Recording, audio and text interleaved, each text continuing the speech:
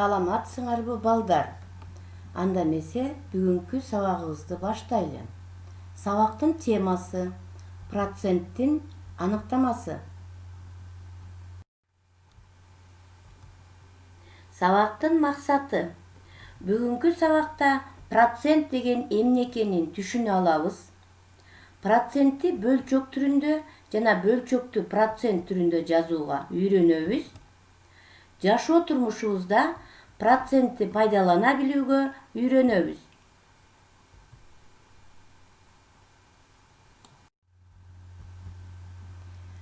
Сандын 1% бул сандын 100дөн 1 бөлүгү. Ал эми ондук бөлчөктөрдүн арасында анын 100дөн 1 бөлүгү эң көп тараган жана атайын белги процент деп окулат. 0,100дөн 1 бул 1%ке барабар. 100дөн 1 бөлчөгү бул 1ди 100гө бөлүүгө барабар. 1ди 100гө бөлгөндө 0,100дөн 1 бөлчөгү чыгат. 0,100дөн 1 бөлчөгүн 100гө көбөйтүү менен 1% алабыз. Демек 100дөн 1 1%ке барабар. 2ден 1 бул 1ди 2ге бөлүүгө барабар. 1ди 2ге бөлгөндө 0,5 чыгат.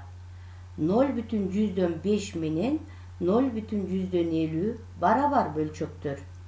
0,100дөн 50-нү 100гө көбөйтүү менен 50% алабыз. Демек 2ден 1 50%ке барабар. 4дөн 1 бул 1ди 4гө бөлүүгө барабар. 1ди 4гө бөлгөндө 0,100дөн 25 чыгат.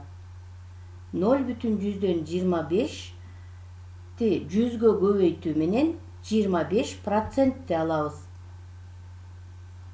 5ден 1.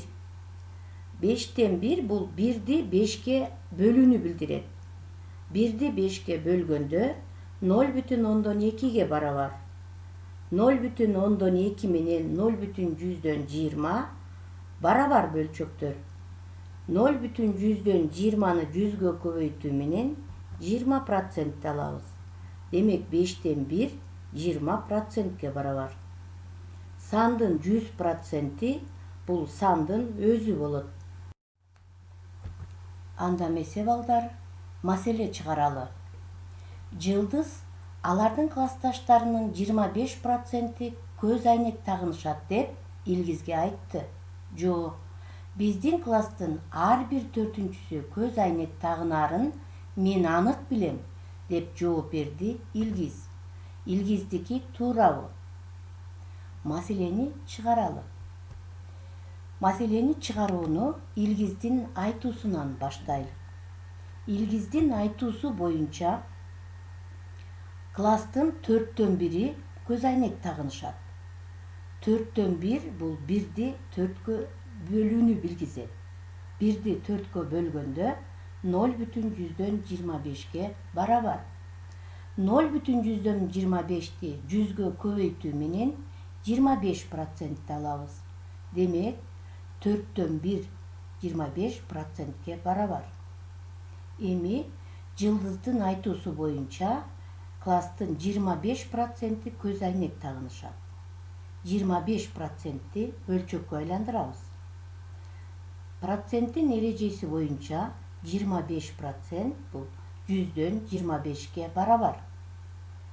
100дөн 25 бөлчөгүнүн алымын жана бөлүмүн 25ке кыскартуу менен 4дөн 1 бөлчөгүн алабыз. Демек 25% 4дөн 1ге барабар болду. Балдар, силер байкагандай, Илгиздин айтканы дагы, Жылдыздын айтканы дагы бирдей болуп жатат. Демек Илгиз Жылдыздын айткандарын башка сөздөр менен айткан. Жообу Илгиздин айтканы туура дейбиз.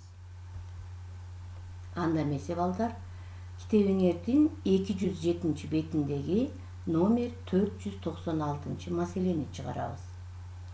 Завод чыгарган тетиктердин 20дан 1 бөлүгү стандарттарга туура келбейт. Тетиктердин 20%-и жараксыз чыгарылган деп айтуу туура болобу? Маселени чыгарууга өтөлү. Маселени чыгарууда маселенин шарты боюнча 20-дан 1 бөлүгү жараксыз. 20-дан 1 бөлүгүн процентке айландырабыз. 20-дан 1 бул 1-ди 20-га бөлүүгө барабар. 1-ди 20-га бөлгөндө 0,5 чыгат.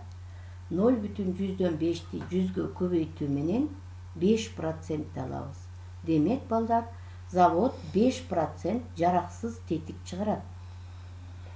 Эми тетиктердин 20% жараксыз чыгарылган деп айтуу туура экендигин текшерели.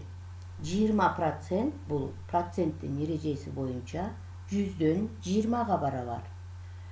Бөлчөктүн алымын бөлүмүн 20-га кыскартуу менен 5тен 1 бөлчөгүн алабыз. Демек, маселенин шарты боюнча тетиктердин 20-дан 1 бөлүгү 5% болду. Демек, тетиктердин 20% жараксыз деп чыгарылган деп айтуу туура болбойт. Анда эмесе, балдар, сабакты бышыктайлык. Төмөнкү маселени чыгаралы. Биздин класста 30 окуучу бар. Алардын 30% спорт секцияларына, 5тен 1-и комуз кружогуна катышат. Бардык окуучулардын канчасы спорт секцияларына жана комуз кружогуна катышат? Маселени чыгаралы. Маселенин шарты боюнча спорт секциясына 30% катышат, ал эми комуз кружогуна 5тен 1 бөлүгү катышат. 30% канча окуучу экендигин аныктайлык. 30% ондук бөлчөк түрүндө 0,30га барабар. 0,30ду 30 окуучуга көбөйтүп 9 алабыз. Демек, спорт секциясына 9 окуучу катышат. Эми комуз кружогуна канча окуучу катышарын аныктайбыз.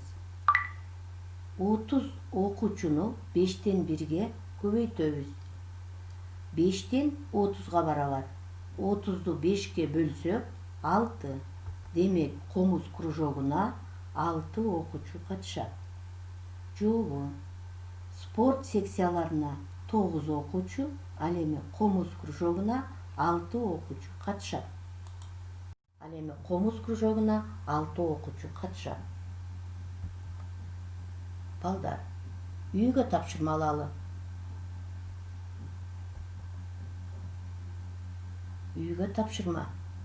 Параграф 18.1-ди окуп, номер 497-ни чыгарып келет. Ушуну менен, балдар, сабак аягына чыкты. Көңүл бурганыңыздарга чоң рахмат. Саламатта калыңыздар.